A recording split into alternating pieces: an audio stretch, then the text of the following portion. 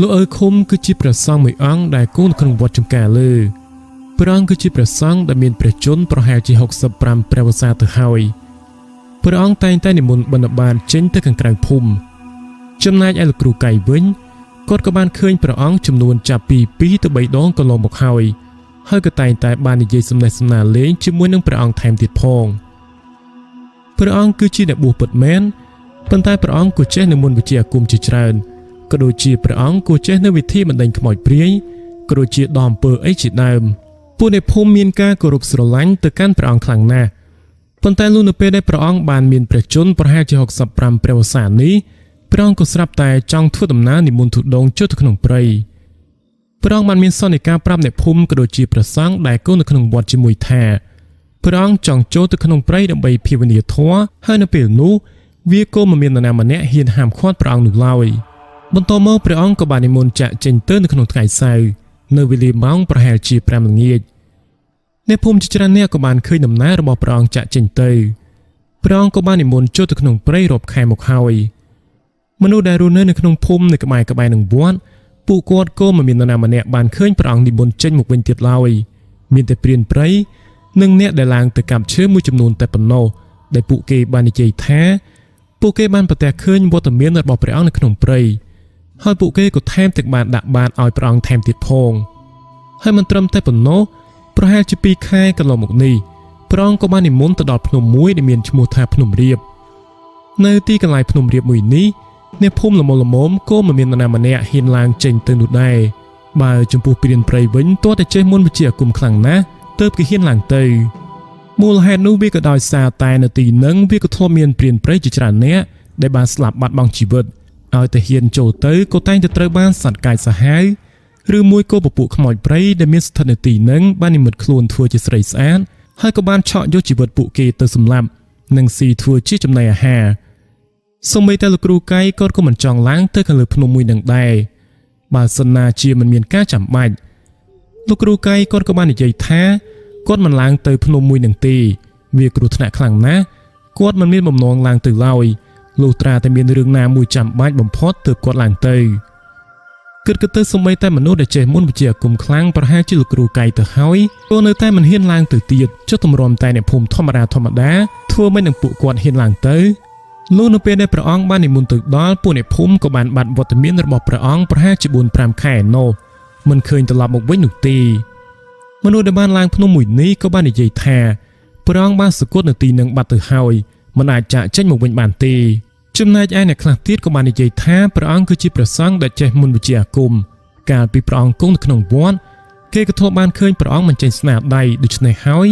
ព្រះអង្គក៏ប្រកាសជាមានសុវត្ថិភាពមិនមានគ្រោះថ្នាក់អ្វីឡើយពេលវេលាក៏ចេះតែកន្លងផុតទៅពីមួយថ្ងៃទៅមួយថ្ងៃ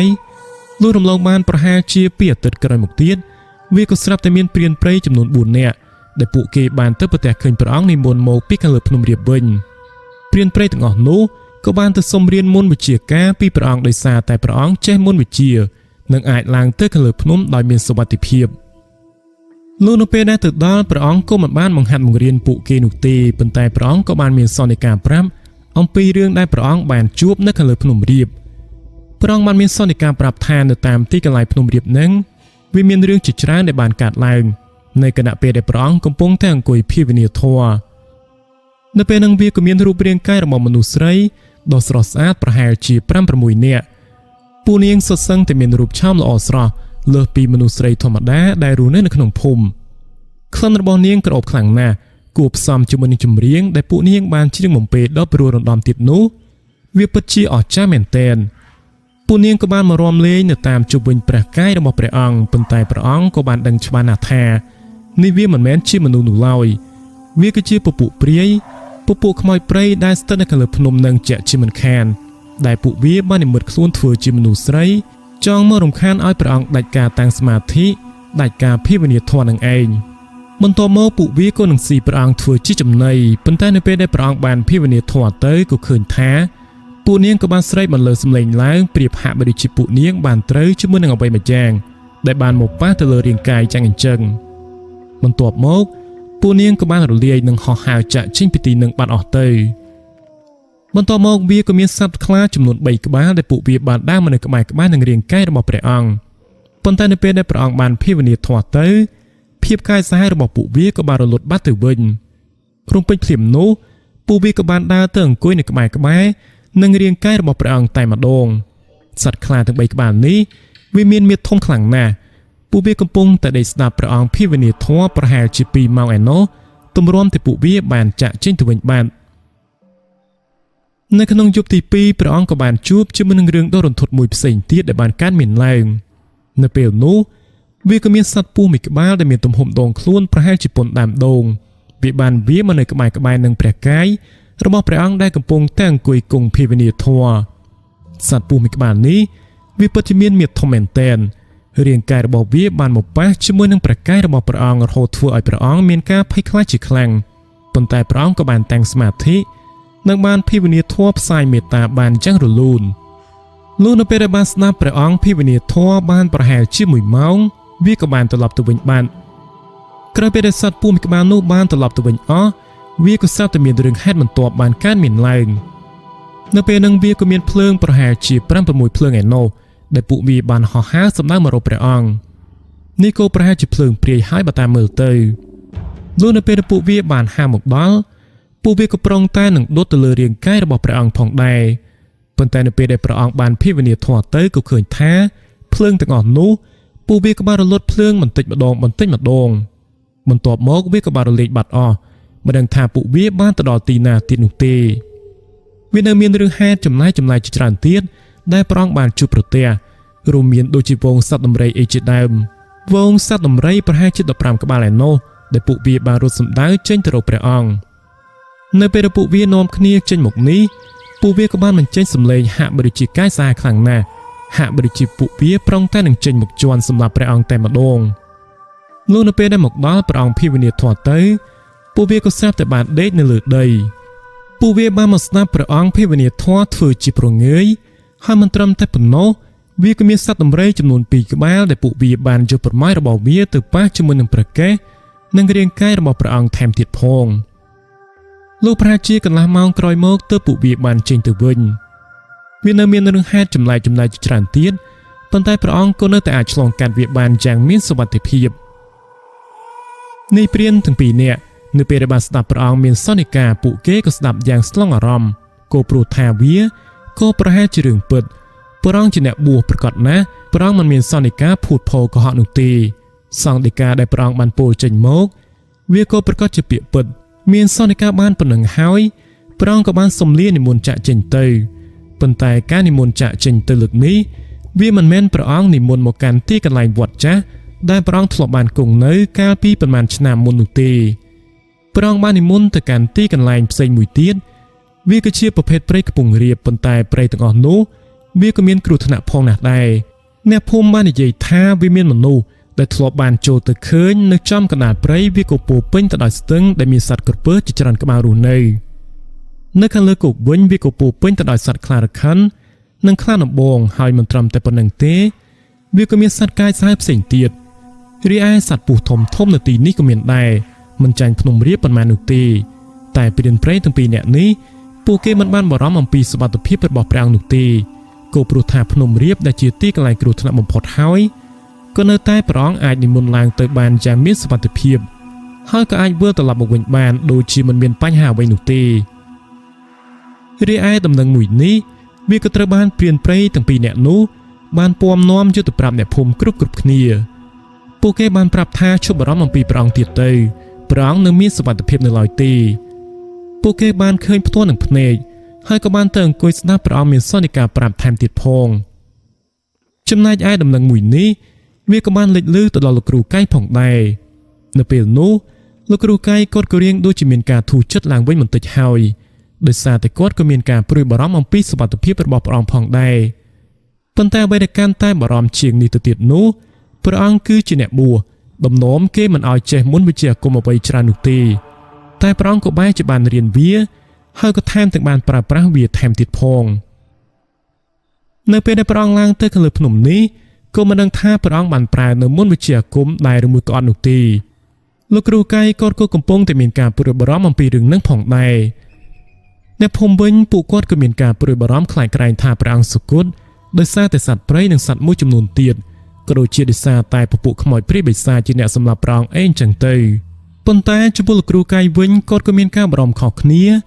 គាត់បារម្ភខ្លាចក្រែងថាព្រះអង្គអាចជាបែកមុនវិជ្ជាអាគមព្រោះថាបើសិនជាបែកព្រះអង្គក៏នឹងអាចคล้ายទៅជាពពួកធ្មប់ព្រៃហើយមានសភាពកាយសាហាវខូខើទៀតផងពិបាកនៅក្នុងការចាត់ការខ្លាំងណាស់ទាំងនេះគឺជាអ្វីដែលលោកគ្រូកៃគាត់មានការព្រួយបារម្ភបើក៏លេចទៅមើលព្រះអង្គវិញឥឡូវនេះព្រះអង្គក៏បាននិមន្តឆ្លងកាត់ព្រៃខ្ពង់រាបមួយនឹងរហូតដល់ភូមិមួយដែលជាភូមិដាច់ស្រយាលភូមិនេះគេឲ្យឈ្មោះថាភូមិជីព្រៃមានបងប្អូនអ្នកភូមិរស់នៅប្រហែលជាជាង70គ្រួសារផងដែរពួកគាត់រស់នៅរៀងដាច់ស្រយាលពីគេឯងបន្តិចដោយសារតែការប្រកបមុខរបរចិញ្ចឹមជីវិតតាមរយៈការដាំដុះបន្លែបង្ការក៏ដូចជាពួកគាត់ធ្វើស្រែចម្ការធ្វើអីជាដើមនិងពួកគាត់មួយចំនួនទៀតនិយមចូលទៅក្នុងព្រៃដើម្បីបរបាញ់សត្វលោកកាលណាដែលបានផលវាក៏នឹងមានមនុស្សយកទៅលក់ដូរនៅឯផ្នែកខាងក្រៅភូមិប៉ុន្តែភាគច្រើនពួកគាត់គឺដោះដូរតែគ្នាឯងនៅក្នុងភូមិមួយនឹងនោះទេក៏ព្រោះថាភូមិមួយនេះវាមានលក្ខណៈធំគួរសមនិងមានសម្ភារៈប្រើប្រាស់ក៏ដូចជាអាហារដោះដូរគ្នាបានគ្រប់គ្រាន់ពួកគាត់មិនសូវជាចេញទៅខាងក្រៅភូមិប៉ុន្មាននោះឡើយក្រោយមកនៅក្នុងថ្ងៃមួយអ្នកភូមិក៏ស្រាប់តែបានប្រទះឃើញព្រះសង្ឃទុដងមួយអង្គនឹងនិមន្តចូលទៅក្នុងភូមិដើម្បីបិណ្ឌបាតលោកនៅពេលដែលបានចូលទៅអ្នកភូមិក៏ពិតជាមានការភ្ញាក់ផ្អើលខ្លាំងណាស់ក៏ព្រោះថាខានបានឃើញព្រះសង្ឃទុដងនិមន្តចូលមកក្នុងភូមិមួយនេះអស់រយៈពេលប្រហែលជាជិត10ឆ្នាំទៅហើយធ្លាប់មានតែកាលពី8ឆ្នាំមុនធ្លាប់មានព្រះសង្ឃទុដងមួយអង្គដែលព្រះអង្គបាននិមន្តចូលទៅក្នុងភូមិប៉ុន្តែចាប់តាំងតែពីពេលនឹងមកពួកអ្នកភូមិក៏មិនបានឃើញទៀតនោះដែរឥឡូវនេះលោកនៅពេលដែលព្រះអង្គបាននិមន្តចូលទៅអ្នកភូមិជាច្រើនអ្នកក៏បាននាំគ្នាដាក់បាតហើយបន្ទាប់មកអ្នកភូមិក៏បានសាកសួរទៅកាន់ព្រះអង្គថាតើព្រះអង្គនិមន្តមកពីខាងណាដែរនៅគណៈពេលនោះព្រះអង្គក៏បានមានសន្និការប្រាប់ទៅតាមដំណើរដើមរឿងហើយមិនត្រឹមតែប៉ុណ្ណោះព្រះអង្គក៏ពិតជាមានសន្និការយ៉ាងចម្លែកខ្លាំងណាស់ព្រះអង្គបានមានសន្និការចេញមកថាព្រះអង្គគឺជាព្រះសង្ឃដែលចេះមុនវិជ្ជាអាគមខ្លាំងបើសិនជាមាននរណាដែលចង់ដំអំពើអីហ្នឹងក៏ឆាប់មករកព្រះអង្គមកនៅគណៈពេលហ្នឹងអ្នកភូមិដែលមានអាការៈឈឺថ្កាត់ពួកគាត់ក៏បាននាំគ្នាចេញដំណើរទៅឲ្យព្រះអង្គជួយដំអំពើអ្នកណាដែលត្រូវបានខ្មោចចូលពួកគាត់ក៏បានឲ្យព្រះអង្គមកបណ្ដេញផងដែរហើយមិនត្រឹមតែប៉ុណ្ណោះអ្នកភូមិក៏បានយកកូនទៅឲ្យព្រះអង្គស្រោចទឹកនិងដោះគ្រោះឲ្យថែមទៀតផងបន្ទាប់មកព្រះអង្គក៏បាននិមន្តចូលទៅក្នុងព្រៃវិញបាត់ទៅប៉ុន្តែអ្វីដែលកាន់តែចម្លែកនោះគឺថាជារៀងរាល់មួយថ្ងៃម្ដងព្រះអង្គក៏តែងតែនិមន្តចូលទៅក្នុងភូមិដើម្បីបិណ្ឌបាតព្រះអង្គមិនបានទៅបិណ្ឌបាតឯណាឆ្ងាយពីភូមិមួយនឹងនោះទេអ្វីដែលពួកអ្នកភូមិជ័យព្រៃតែងតែនឹកគិតគឺពួកគាត់នឹកគិតថាព្រះអង្គមួយអង្គនេះនិមន្តទៅឆ្ងាយដើម្បីធ្វើទុដងប៉ុន្តែក៏បែរជាព្រះអង្គនៅវិវល់ក្បែរនឹងភូមិមួយនេះទៅវិញលោកមេភូមិដែលគ្រប់គ្រងភូមិជ័យព្រៃមួយនេះគាត់មានឈ្មោះថាវ៉ាន់អាយុរបស់គាត់ក៏ប្រហែលជា65ឆ្នាំគាត់ក៏ធ្លាប់តាក់ទងគ្នាជាមួយនឹងលោកគ្រូកៃផងដែរគឺគាត់រស់នៅឯទីកន្លែងភូមិផ្សេងមួយទៀតប៉ុន្តែលោកនៅពេលដែលបានដឹងថាលោកគ្រូកៃគាត់រស់នៅក្បែរហ្នឹងលោកមេភូមិក៏បានយកប្អូនថ្លៃរបស់គាត់តើលោកគ្រូកៃមើលលោកគ្រូកៃគាត់មើលជាអាការៈមួយនោះផងដែរបន្ទាប់មកគាត់នៅពេលដែលមានបងប្អូនសាច់ញាតិណាដែលឈឺ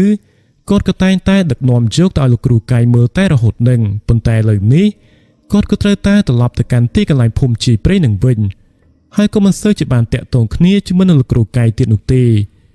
ប៉ុន្តែជាចៃដន្យអីនៅក្នុងថ្ងៃហ្នឹងលោកមេភូមិវ៉ាន់គាត់ក៏មានធុរៈត្រូវចេញទៅខាងក្រៅភូមិបន្ទាប់មកគាត់ក៏បានឆ្លៀតទៅលេងជាមួយនឹងលោកគ្រូកៃដែលបានយកផ្លែឈើមួយចំនួនយកទៅឲ្យគាត់ថែមទៀតផងហើយណាមួយគាត់ក៏មានការនឹករលឹកចំពោះលោកគ្រូអាគមម្នាក់នេះជាយូរណាស់មកហើយលោកគ្រូកៃក៏ធ្លាប់បានជួយអាយុជីវិតប្អូនថ្លៃនិងសាច់ញាតិរបស់លោកអមេភូមិវ៉ាន់ជាច្រើនអ្នកថែមទៀតផងដូច្នេះហើយក៏គួរតែទៅលេងគាត់ក៏ព្រោះថាគាត់គឺជាអ្នកមានគុណដែលបានជួយសង្គ្រោះជីវិត លោកនៅពេលដែលបានទៅដល់ជាចៃដន្យអីថ្ងៃហ្នឹងលោកគ្រូកៃគាត់ក៏មិនបានចេញទៅខាងក្រៅភូមិនោះទេ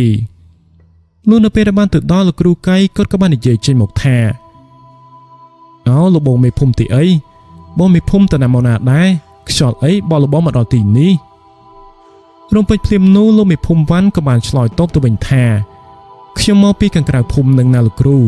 ហើយក៏ឆ្លៀតមកលេងលោកគ្រូទៅយូរទៅបានមកម្ដងខ្ញុំខានបានមកលេងលោកគ្រូអស់រយៈពេល6-7 ខែមកហើយតើលោកគ្រូសុខសប្បាយជាទេបន្ទាប់មកលោកគ្រូកៃគាត់ក៏បានឆ្លើយតបទៅវិញថាមិនអីទេខ្ញុំសុខសប្បាយជាទេលោកមេភូមិតោះអង្គុយលេងសិនទៅលោកមេភូមិអង្គុយលេងនៅទីនេះរាយលោកគ្រូកៃគាត់ក៏បានយកផ្លែឈើដែលលោកគ្រូវ៉ាន់គាត់យកមកនឹងយកមកដាក់នៅក្នុងចានហូបនិងនិយាយគ្នាលេងកាលពីដំបូងឡើយគាត់ក៏មិនបាននិយាយអំពីរឿងព្រះសង្ឃទុដងដែលគាត់បានប្រទះឃើញនឹងនោះដែរគាត់និយាយរឿងផ្សេងនោះទេប៉ុន្តែនៅពេលដែលបាននិយាយចុះនិយាយឡើងលោកមេភូមិវ៉ាន់គាត់ក៏ស្រាប់តែបាននិយាយអំពីរឿងអំពីព្រះសង្ឃដែលគាត់បានប្រទះឃើញនឹងតែម្ដងបន្តមកទៀតលោកគ្រូកៃគាត់ក៏បានសាកសួរអំពីភិនភាគបន្ទាប់ពីបានសាកសួរទៅទើបដឹងថាគឺជាព្រះសង្ឃដែលបាននិមន្តចូលទៅក្នុងព្រៃនឹងឯងលោកគ្រូកៃបានសាកសួរអំពីព្រះសង្ឃមួយអង្គនេះច្រើនខ្លាំងណាស់ចង់ដឹងថាតើសុខភាពរបស់ព្រះអង្គយ៉ាងម៉េចទៅហើយដែរមានអ្វីផ្លាស់ប្ដូរប្រែប្រួលដែរឬមួយក៏យ៉ាងណាលោកនៅពេលដែលបានសួរទៅលោកមេភូមិក៏ស្រាប់តែបានឆ្លើយមកថាមើលទៅសុខភាពរបស់ព្រះអង្គវាក៏មិនមានអ្វីខុសប្លែកនោះឡើយប៉ុន្តែខ្ញុំចម្លែកនោះគឺនៅត្រង់ថានៅផ្នែកខាងលើព្រះកាយរបស់ព្រះអង្គវាក៏បែរជាមានសាក់យ័ន្តអក្សរនៅចំពីមុខគឺយន្តអក្សរបាលីអាគមដែលខ្ញុំមិនសូវជាយល់ដោយដែលលោកគ្រូបានដឹងហើយថាខ្ញុំមិនមែនជាអ្នករៀនអីនោះទេប៉ុន្តែយន្តអក្សរមួយចំនួនខ្ញុំក៏អាចមើលបានយល់ផងដែរនៅគណៈពេលនោះលោកគ្រូកៃគាត់ក៏បានសាកសួរបញ្ជាក់ថាចុះតើវាមានអ្វីខុសប្លែកនៅខាងលើព្រះកាយរបស់ព្រះអង្គទៀតដែរឬមួយក៏អត់នៅពេលនោះលោកមេភូមិគាត់ក៏បាននិយាយថាមើលទៅចម្លែកខ្លាំងណាស់ព្រះអង្គទុកកញ្ចក់ដៃវែងហើយមិនបានកាត់ចេញនោះទេហើយមិនត្រឹមតែប៉ុណ្ណោះមួយរយៈចុងក្រោយមកនេះព្រះអង្គក៏មិនបានកោសក់ចេញនោះដែរសឹងតែដូចមនុស្សយើងធម្មតាទៅហើយមិនត្រឹមតែប៉ុណ្ណោះថ្ងៃចុងក្រោយដែលខ្ញុំបានឃើញព្រះអង្គក៏ស្លៀកពាក់ដូចជាមនុស្សយើងធម្មតាយ៉ាងអញ្ចឹងគឺស្លៀកខោចៅនិងពាក់អាវអាចារ្យហើយក៏បាននិមន្តចូលទៅក្នុងភូមិដើម្បីបិណ្ឌបាតនេះវាពិតជាចម្លែកខ្លាំងណាស់ហេតុអ្វីបានជាព្រះអង្គផ្លាស់ប្ដូរលឿនបែបនេះលោកគ្រូកៃគាត់គ្រាន់តែបានស្ដាប់លើកបែបនេះគាត់ក៏បានដកដង្ហើមធំនៅពេលនោះលោកមេភូមិគាត់ក៏បានសាកសួរទៅកាន់លោកគ្រូកៃវិញថាតើវាមានរឿងអ្វីមែនទេលោកគ្រូហេតុអ្វីបានជាលោកគ្រូដកដង្ហើមធំយ៉ាងហ្នឹងតើវាមានបញ្ហាអ្វីមែនទេនៅគណៈពេលនោះលោកគ្រូកៃគាត់ក៏បាននិយាយប្រាប់ថាចំពោះការមួយនេះគាត់មានការព្រួយបារម្ភខ្លាំងណាស់នៅពេលនោះលោកមេភូមិគាត់ក៏បានសាកសួរវិញថា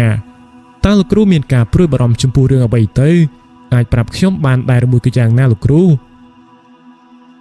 កៃគាត់ក៏បាននិយាយថាគាត់មានការព្រួយបារម្ភចំពោះរឿងព្រះសង្ឃទុដងមួយអង្គនេះមែនទែនខ្លាចតែព្រះអង្គបានខ្លាយទៅជាអ្វីផ្សេងទៀតនោះទេនៅពេលដែលបានស្ដាប់លើកបែបហ្នឹងលោកមេភូមិវ៉ាន់គាត់ក៏ពិតជាមានការងឿឆ្ងល់ខ្លាំងណាស់ហើយក៏បានសាកសួរទៅកាន់លោកគ្រូកៃម្ដងទៀតយ៉ាងដូចនេះថាតើលោកគ្រូមានការព្រួយបារម្ភចំពោះរឿងអ្វីទៅតើព្រះអង្គនឹងខ្លាយទៅជាអ្វីទៀតទៅតើនេះលោកគ្រូចង់មានន័យយ៉ាងដូចម្ដេចទៅនៅគណៈពេលនោះលោកគ្រូកៃគាត់ក៏បានតបទៅវិញថាតើលោកមេភូមិមានដឹងដែរឬមួយក៏អត់ប៉ុន្តែកុំនិយាយបន្តទៀតអីនិយាយតែពួកយើងពីរនាក់ទៅបានហើយមនុស្សណាដែលរៀនមុនវិជ្ជាអាគមខ្ញុំនិយាយតែមួយចំនួននោះទេពួកគេងាយនឹងខ្លាយទៅជាពពួកធ្មប់ខ្លាំងណាស់នៅពេលណាដែលបែកមុនវិជ្ជាអាគមហើយជាពិសេសនោះគឺព្រះសង្ឃទុដងនឹងឯងព្រះអង្គងាយនឹងខ្លាយទៅជាធ្មប់ព្រៃខ្លាំងណាស់បើសិនជាខ្លាយទៅជាធ្មប់ព្រៃក៏ប្រកបណាស់ព្រះអង្គក៏នឹងចេញទៅសម្លាប់អ្នកភូមិជាក់ជាមិនខានឡើយអាហារដែលពពួកធ្មប់ព្រៃវាចូលចិត្តស៊ីវាគឺជាសាច់របស់មនុស្សនឹងឯងរំពេចភ្លាមនោះលោកមេភូមិគាត់ក៏បានលន់មាត់និងនិយាយចេញមកថាមិនលោកគ្រូខ្លាចទៅជាធ្មប់ព្រៃហើយថែមទាំងចូលចិត្តស៊ីសាច់មនុស្សជាអាហារទៀតតើករណីមួយនេះវាអាចជានឹងកើតមានឡើងតើពិតមែនទេតើវាមានរឿងប្រភេទនឹងដែរតើមែនទេខ្ញុំធ្លាប់ឮតែចាស់និយាយខ្ញុំស្មានតែគាត់និយាយកុហកហាមឲ្យក្មេងៗរៀនមុនវិជ្ជាអាគមទេតាលោកគ្រូនៅគណៈពេលនោះលោកគ្រូកៃគាត់ក៏បានឆ្លើយតបទៅវិញថាករណីនេះវាអាចកើតឡើងបាន 100% ណាលោកមេភូមិជាពិសេសនោះ គឺលោកមេភូមិក៏បាននិយាយថាធ្លាប់បានឃើញព្រះអង្គមានសភាពមិនដូចមុនទៀតនោះទេព្រះអង្គមិនបានកោសក់ចេញហើយថែមទាំងមានកញ្ចក់ដៃវែងទៀតផងសម្ដីក៏មិនដូចពីមុន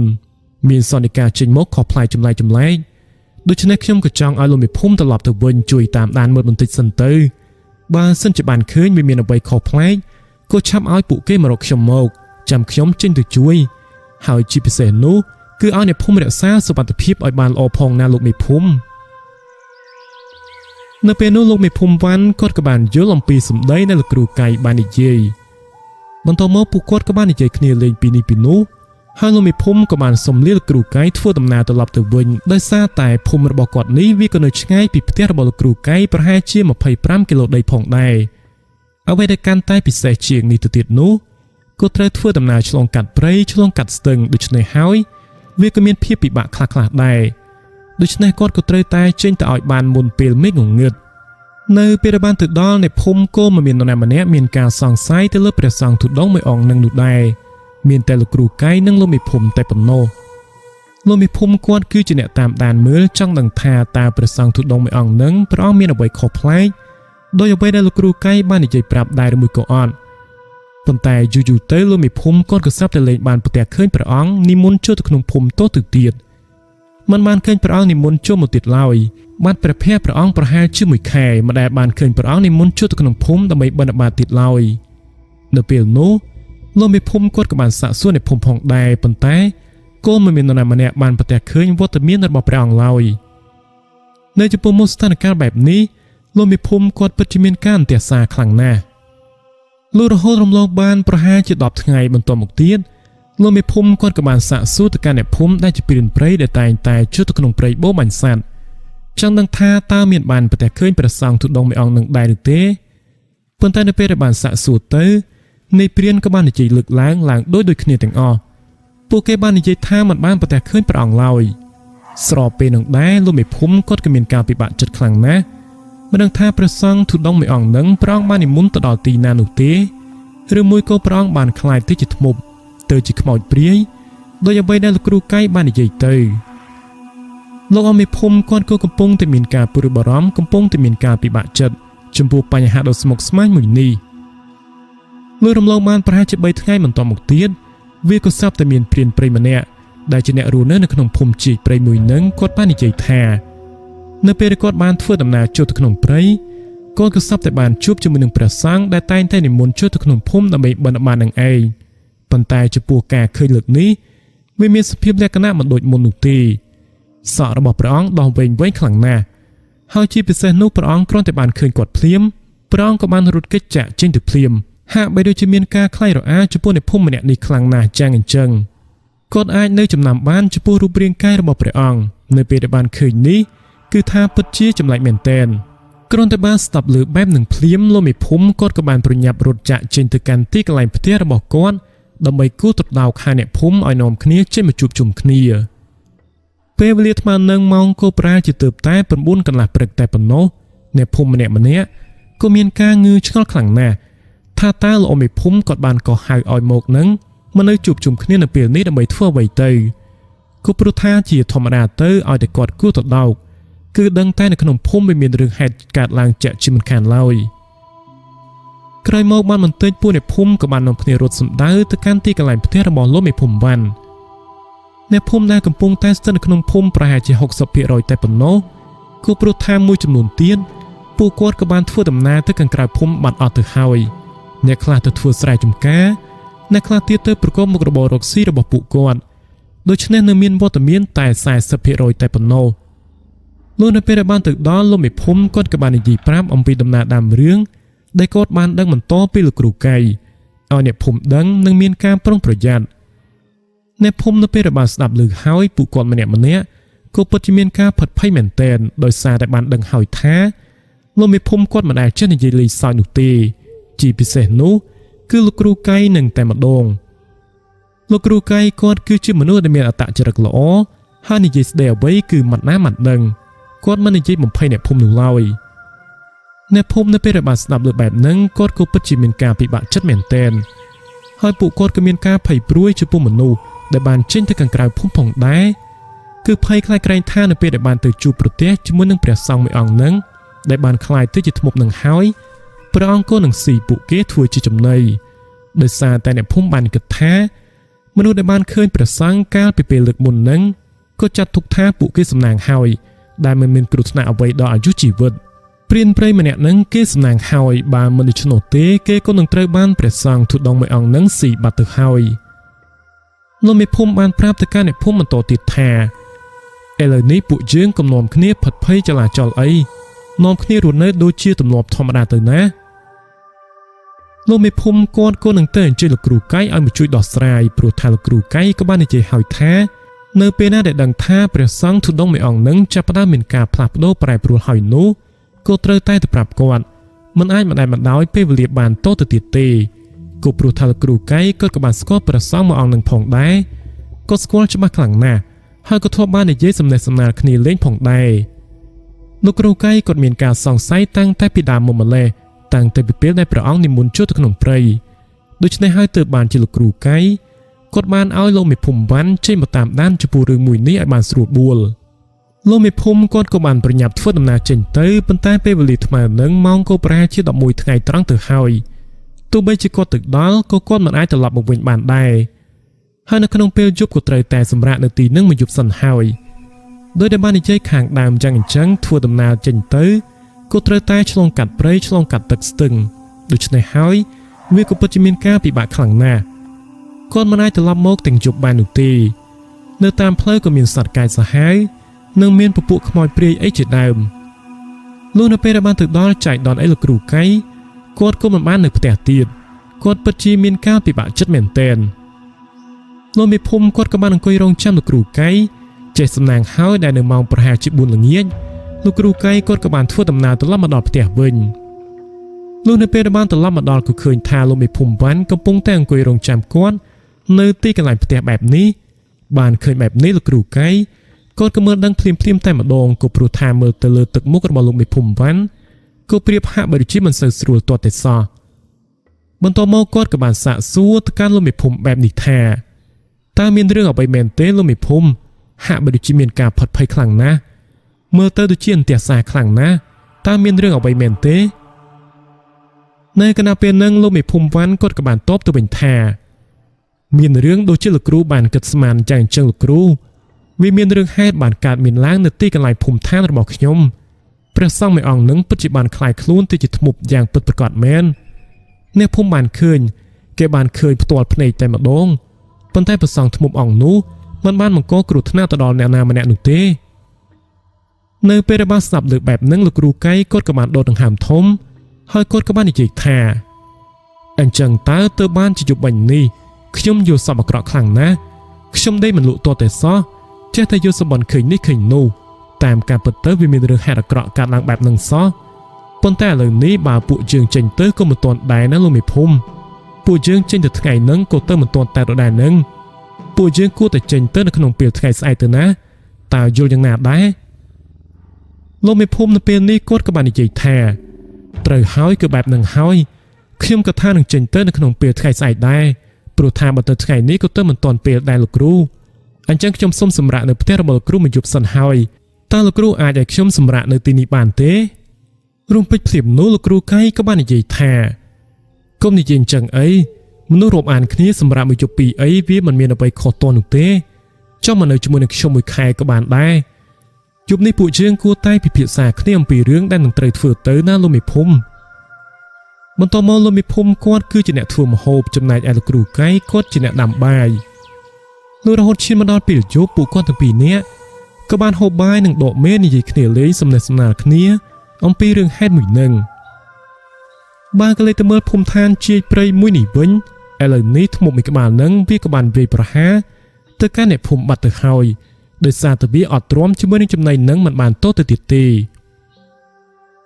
នៅក្នុងពេលថ្ងៃបើវាឃើញមនុស្សវាខ្លាចប៉ុន្តែនៅក្នុងពេលយប់វិញវានឹងមានអាការៈស្រេកឃ្លានចំណៃខ្លាំងណាស់វានឹងចេញទៅវាយប្រហារទៅកាន់អ្នកភូមិតែម្ដងនៅពេលនោះផងដែរវាក៏មានអ្នកភូមិម្នាក់ដែលគេរស់នៅក្នុងភូមិជីព្រៃមួយនឹងគាត់មានឈ្មោះថាលពូសុងលោកពូសុងគាត់ក៏តែងតែដើរដាក់អន្ទាក់នៅក្បែរនឹងមាត់ព្រៃនៅក្នុងពេលយប់ក៏ព្រោះថាឲ្យដល់ពេលយប់ វាក៏តែងតែមានសត្វព្រៃចេញមករកចំណីនៅខាងក្រៅជាប្រចាំជាពិសេសនោះគឺសត្វទន្សាយនឹងឯងដែលពួកវាតែងតែចេញមករកចំណីនៅតាមវាលស្រែរបស់ពួកអ្នកភូមិគាត់បានទៅដាក់អន្ទាក់នៅតាមបរិវេណទីនេះនៅក្នុងរយៈពេលមួយយប់គាត់ក៏តែងតែដើរទៅមើល2ដងនៅក្នុងពេលក្បាលប្រឡូបប្រហែលជាម៉ោងជាង7យប់ម្ដងនិងនៅម៉ោងប្រហែលជា3-4ទៀបភ្លឺវាគឺជាពេលវេលាដែលគាត់តែងតែចេញទៅរកមើលអន្ទាក់គូប្រថាពេលវេលាថ្មនឹងសត្វទន្សាយពួកវាក៏តែងតែចេញទៅរកចំណីពូសុងគាត់តែងតែទៅមើលជារៀងរាល់ម៉ោងប៉ុណ្ណឹងឯងបើសិនជាថ្ងៃណាគាត់មិនបានទៅទេនៅម៉ោងត្រឹមតែ5អីហ្នឹងវាក៏នឹងមានអ្នកភូមិដែលគេបានចេញទៅស្រែចម្ការហើយនៅពេលនោះពួកគេក៏នឹងលួចយកសត្វដែលជាប់នៅក្នុងអន្ទាក់របស់គាត់ដូច្នេះហើយទើបបានជាគាត់ត្រូវតែចេញទៅនៅក្នុងពេលយប់នៅពេលនោះលោកពូសុងគាត់ក៏បានចេញទៅនៅម៉ោងប្រហែលជា4ទៀបភ្លឺនោះនៅពេលដែលបានទៅដល់ក៏សឹបតែបានដំណឹងរបស់គាត់ឡើងសូនឈឹងតែម្ដងប្រពន្ធគាត់បានភ្ញាក់មកហើយក៏មិនបានឃើញវត្តមានរបស់ប្តីបន្តមកស្ត្រីដែលត្រូវជាប្រពន្ធក៏បានពឹងអ្នកភូមិឲ្យចេញទៅជួយរកប្តីដែលបានបាត់ខ្លួននៅពេលដែលអ្នកភូមិបានចូលទៅជួយរកប្តីរបស់គាត់ក៏ស្រាប់តែពួកអ្នកភូមិបានប្រទះឃើញថានៅក្បែរនឹងព្រៃមួយកន្លែងដែលស្ថិតនៅឆ្ងាយពីអន្ទាក់របស់គាត់ប្រហែលជាត្រឹមតែ20ម៉ែត្រពួកគាត់ក៏បានប្រទះឃើញសាកសពរបស់ពូសុងសាកសពនោះមានសភាពនៅសល់ត្រឹមតែក្បាលនិងបំណែកសាកសពមួយចំនួនទៀតនោះទេក្រៅពីនឹងវាក៏ត្រូវបានសភាពវាអបិយម្យ៉ាងហែកស៊ីអស់ទៅហើយជាពិសេសនោះគឺបេះដូងរបស់គាត់នេះតែម្ដងបេះដូងមិនបានបាត់ទៅហើយអ្នកភូមិខ្លះក៏មានការសង្ស័យទៅលើសត្វខ្លាឬមកក៏សត្វកាយសាហាវដទៃទៀតប៉ុន្តែភាគច្រើនអ្នកភូមិក៏បានដាក់ការសង្ស័យទៅលើរឿងធ្មប់ដែលថាវាបានកើតចេញពីព្រះសង្ឃធុដងនឹងឯងពួកគាត់សង្ស័យថាវាគឺជាធ្មប់ដែលលោកមេភូមិវ៉ាន់គាត់បាននិយាយនឹងឯងប៉ុន្តែទោះបីជាសង្ស័យទៅលើអ្វីក៏ដោយចុះឥឡូវនេះពួកគាត់ក៏បានបាត់បង់សមាជិកនៅក្នុងភូមិម្នាក់បាត់ទៅហើយក៏បានត្រឹមតែធ្វើបុណ្យទៅតាមប្រពៃណីឲ្យបានត្រឹមត្រូវតែប៉ុណ្ណោះនៅក្នុងយប់នឹងលោកគ្រូកៃគាត់ក៏ហាក់មិនដូចជាបានដឹងចំពោះរឿងនេះផងដែរលោកគ្រូកៃភ្ញាក់ឡើងគាត់ក៏បានដុតដង្ហើមធំហើយក៏បាននិយាយទៅកាន់លោកមេភូមិវ៉ាន់យ៉ាងដូចនេះថាតោះលោកមេភូមិពួកយើងប្រញាប់ធ្វើដំណើរចេញទៅរំពេចភ្លាមនោះលោកមេភូមិគាត់ក៏បានសាកសួរថាហេតុអ្វីបានជាប្រញាប់ខ្លាំងម្ល៉េះលោកគ្រូខ្ញុំស្មានតែចាំម៉ោង7អីបានចេញទៅឥឡូវម៉ោងទើបតែ5ល្ងាចនោះទេនៅគណៈពេលនោះលោកគ្រូកៃគាត់ក៏បានឆ្លើយតបទៅវិញថាប្រហែលជាស្រុកភូមិរបស់លោកមេភូមិកំពុងតែជួបនៅរឿងមិនល្អហើយពួកយើងឆាប់ប្រញាប់នាំគ្នាចេញទៅតែម្ដងនៅពេលដែលបានស្ដាប់លើបែបនេះភ្លាមលោកមេភូមិគាត់ក៏បានដុតដង្ហើមធំក៏ព្រោះតែធ្លាប់បានដឹងមកហើយថាលោកគ្រូកៃគាត់មិនចេះតែនិយាយលេងសើចនោះទេនៅពេលនោះគាត់ក៏បានពោលសាកសួរទៅកាន់លោកគ្រូកៃទៀតថាតើជួបរឿងអ្វីទៅលោកគ្រូអាចប្រាប់ខ្ញុំបានដែរឬទេមាននរណាម្នាក់មានគ្រោះថ្នាក់ឬមួយក៏បាត់បង់ជីវិតដែរឬទេលោកគ្រូនៅពេលនោះលោកគ្រូកៃគាត់ក៏បាននិយាយថាខ្ញុំមិនច្បាស់ប៉ុន្មាននោះដែរណាលោកមេភូមិប៉ុន្តែចាំមើលចាក់ស្ដែងសិនទៅឥឡូវនេះពួកយើងធ្វើដំណើរចេញទៅទាំងអស់គ្នាទៅណាខ្ញុំក៏មិនទាន់ច្បាស់ 100% នោះដែរក្រោយមកបានបន្តិចពួកគាត់ក៏បានធ្វើដំណើរចាក់ចេញទៅលុះនៅពេលដែលបានទៅដល់ស្រុកភូមិពួកគាត់ក៏បានឃើញអ្នកភូមិកំពុងតែរៀបចំពិធីបុណ្យសពលោកមេភូមិគាត់ក៏ហាក់បីដូចជាបានដឹងបាត់ទៅហើយចំណែកឯលោកគ្រូកៃក៏ដូចគ្នាដែរនៅពេលដែលបានធ្វើដំណើរទៅដល់គាត់ក៏បានសាកសួរសាច់ញាតិបងប្អូននៃសពឲ្យពួកគាត់បញ្យល់ប្រាប់ទៅតាមដំណើរដើមរឿងដែលបានកើតមានឡើងចំពោះជនរងគ្រោះនៅគណៈពេលនោះលោកគ្រូកៃគាត់ក៏បាននិយាយថាប្រកាសណាស់ប្រកាសជាគេនោះហើយ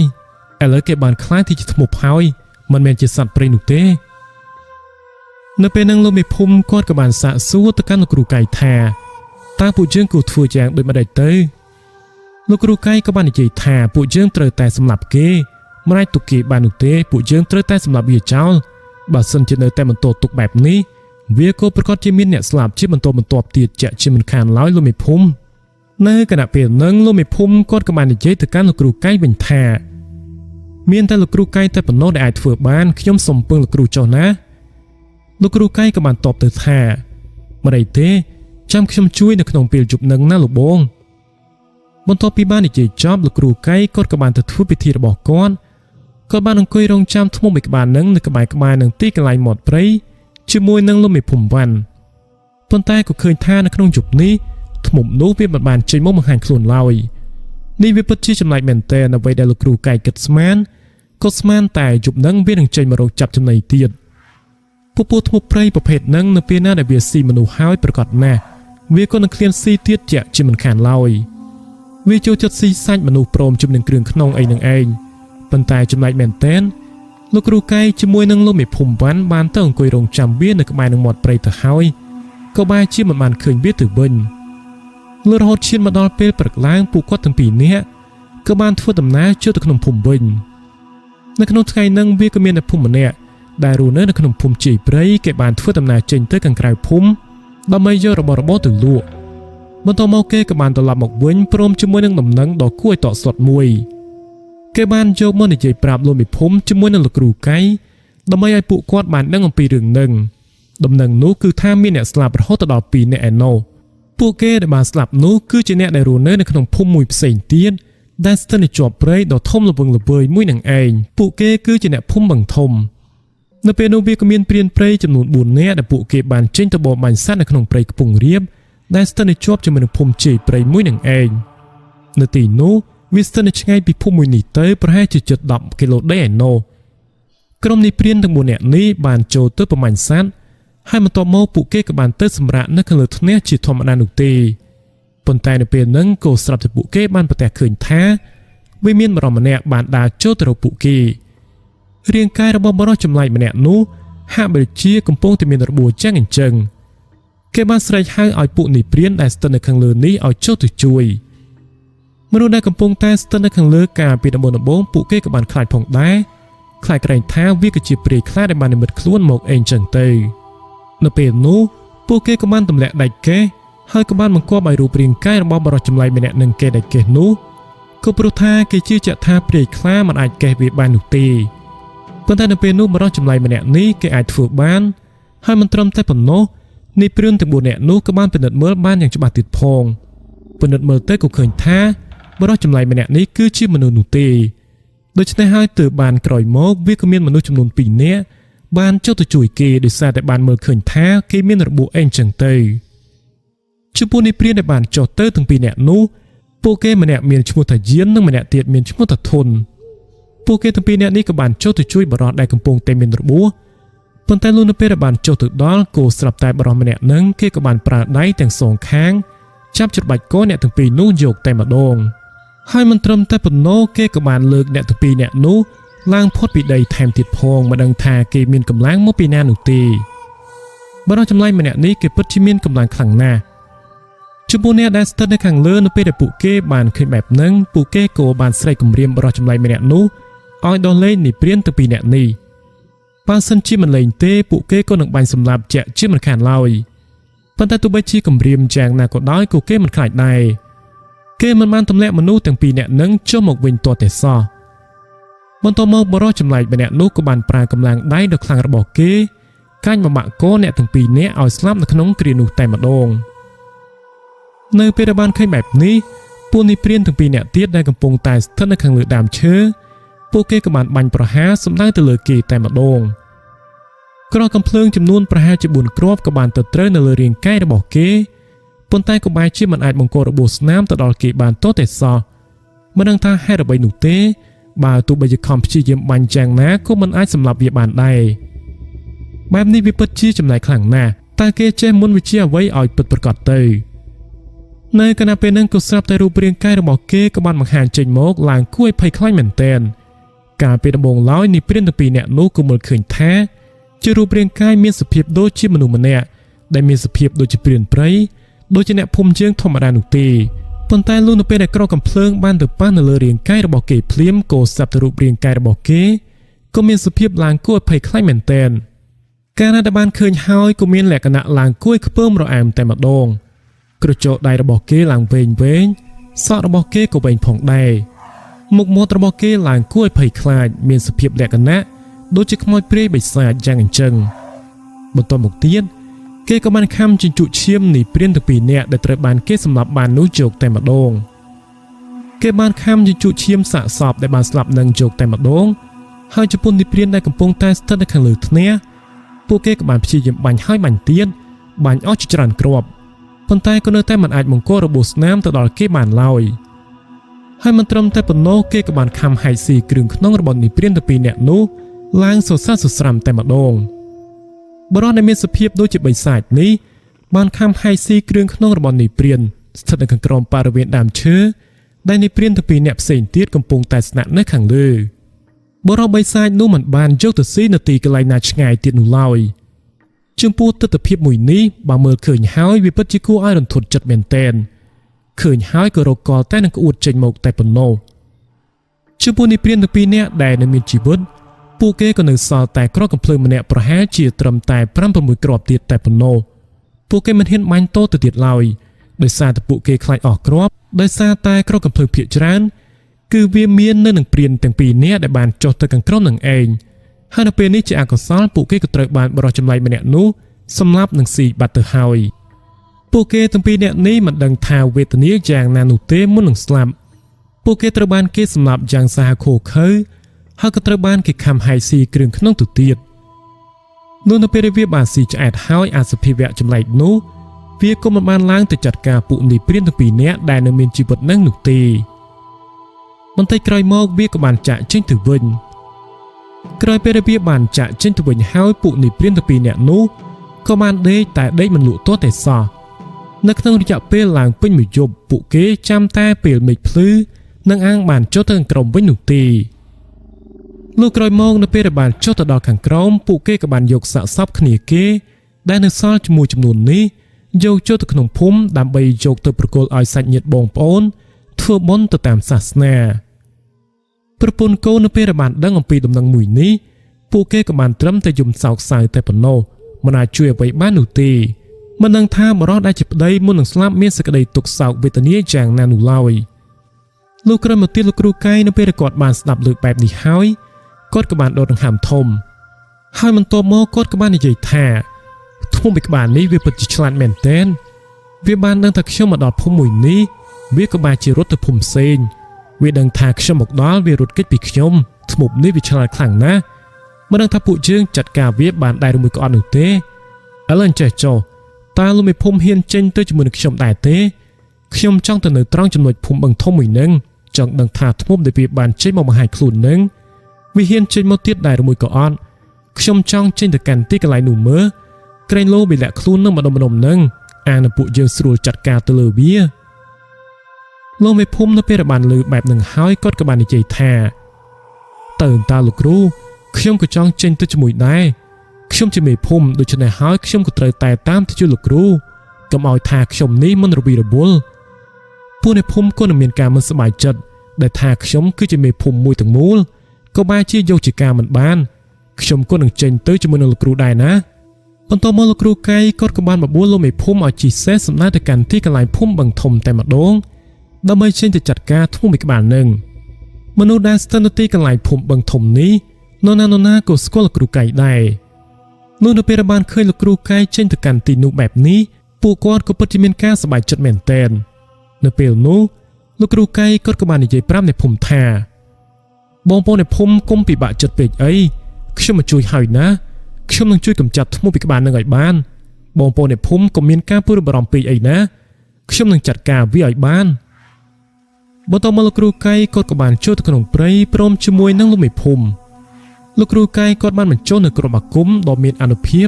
ឲ្យទៅកាន់លោកមេភូមិវ៉ាន់ឲ្យគាត់មានអ្វីការពារកុំឲ្យមានគ្រោះថ្នាក់គឺព្រោះថាគាត់បានដឹងហើយថាធ្មពីក្បាលនឹងក្រកំភ្លើងធម្មតា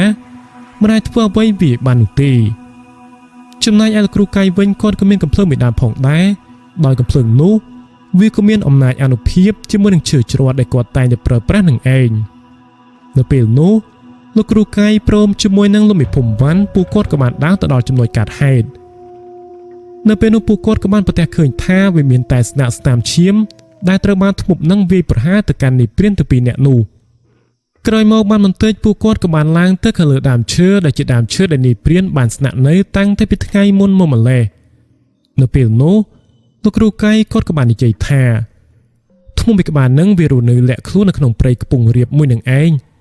ប៉ុន្តែក៏មិនដឹងថាវានឹងចេញទៅបង្ហាញខ្លួននៅទីណានោះទេនៅក្នុងពេលជប់នេះខ្ញុំនឹងធ្វើពិធីរបស់ខ្ញុំដើម្បីអន្តងហៅឲ្យវាចេញមករកពួកយើងអាងនឹងយើងចាត់ការវាតែម្ដងទៅ ពេលវេលាចេះតែកន្លងទៅពេលវេលាពេលយប់ក៏ចាប់ផ្ដើមឈានចូលមកដល់ពួកគាត់ទាំងពីរនាក់ក៏បានអង្គុយរងចាំវាតែម្ដងសំឡេងរបស់សត្វព្រៃបានរត់ចុះរត់ឡើងវាក៏បានលាន់លឺឡើងពេញព្រៃតែម្ដងព្រៃមួយនេះវាពិតជាសម្បូរសត្វមែនទែនអញ្ចឹងតើទើបបានជាព្រានព្រៃចូលចិត្តចូលមកប្រមាញ់សត្វព្រៃនៅក្នុងព្រៃមួយនេះខ្លាំងណាស់ដោយសារតែវាមានសត្វព្រៃជាច្រើនបែបនឹងឯងពួកគាត់ទាំងពីរនាក់ក៏បានអង្គុយរងចាំវាពី1ម៉ោងទៅ1ម៉ោងហើយក៏មិនទាន់បានឃើញធ្មប់មួយក្បាលនឹងចេញមកបង្ហាញខ្លួននៅក្នុងព្រៃនឹងទាល់តែសោះលោកគ្រូកៃគាត់ក៏បានប្រើអស់វិធីរបស់គាត់ហើយបន្ទាប់មកលោកគ្រូកៃគាត់ក៏បាននិយាយថាការដែលមិនទាន់បានខ្លាយទៅជាធ្មប់ព្រះសង្ឃទូដងមួយអង្គនឹងមានសមត្ថភាពពូកែខ្លាំងណាស់ដូច្នេះហើយកាលណាដែលបានខ្លាយខ្លួនទៅជាធ្មប់ព្រៃហើយក៏ប្រហែលជាគេអាចនឹងមានសមត្ថភាពខ្លាំងពូកែជាងមុនទៅទៀតខ្ញុំមិនបានដឹងថាគូប្រើវិធីអ្វីទៀតនោះទេលោកមេភូមិពេលវេលាថ្មនឹងម៉ោងក៏ប្រហែលជាមួយរំលងអាត្រិតទៅហើយពួកគាត់ទាំងពីរនាក់ក៏បានដាក់វេនគ្នាដើម្បីសម្រាកនៅក្នុងព្រៃមួយនេះលោកគ្រូកៃគាត់គឺជាអ្នកសម្រាកមុនបន្ទាប់មកក៏ឲ្យលោកមេភូមិបានសម្រាកម្ដងលុះរហូតឈានមកដល់ពេលព្រឹកឡើងពួកគាត់ក៏បានរងចាំមើលបានប្រហែលជា1ម៉ោងបន្ថែមទៀតលុះនៅម៉ោងប្រហែលជា7កន្លះព្រឹកទើបពួកគាត់បាននាំគ្នាធ្វើដំណើរត្រឡប់ចូលទៅក្នុងភូមិវិញនោះនៅពេលដែលបានទៅដល់នៅក្នុងភូមិអ្នកភូមិក៏បែរជាទទួលបាននូវការខកចិត្តទៅវិញដោយសារតែធ្មប់ព្រៃមួយក្បាលនឹងវាមិនព្រមចេញមកបង្ហាញខ្លួនឲ្យលោកគ្រូកៃបានប្រទះឃើញទាល់តែសោះពួកគាត់ពិតជាពិបាកចិត្តខ្លាំងណាស់នៅពេលនោះលោកគ្រូកៃជាមួយនឹងលោកមេភូមិពួកគាត់ក៏បានសុំលាអ្នកភូមិដើម្បីធ្វើដំណើរទៅកាន់ទីកន្លែងភូមិជីព្រៃវិញសិនដោយសារតែពួកគាត់បានគិតថាធ្មប់មួយក្បាលនឹងវាបានផ្លាស់ប្ដូរទីកន្លែងហើយវាបានផ្លាស់ប្ដូរទៅកាន់ទីកន្លែងផ្សេងទៀតហើយពួកគាត់ចង់ចេញទៅកាន់ទីនឹងក្រែងលោអាចទទួលបានដំណឹងអ្វីខ្លះប៉ុន្តែនៅពេលដែលពួកគាត់បានធ្វើដំណើរទៅដល់ភូមិជីព្រៃដំណឹងដ៏សែនសោកសៅក៏បានលឺមកដល់ទៀតហើយនៅពេលដែលបានទៅដល់ក៏ស្រាប់តែពួកគាត់បានឃើញអ្នកភូមិកំពុងតែយំជែកឡើងជុំគ្នាតែម្ដងនៅពេលនោះពួកគាត់ក៏បានចូលទៅសាកសួរដើម្បីចង់ដឹងថា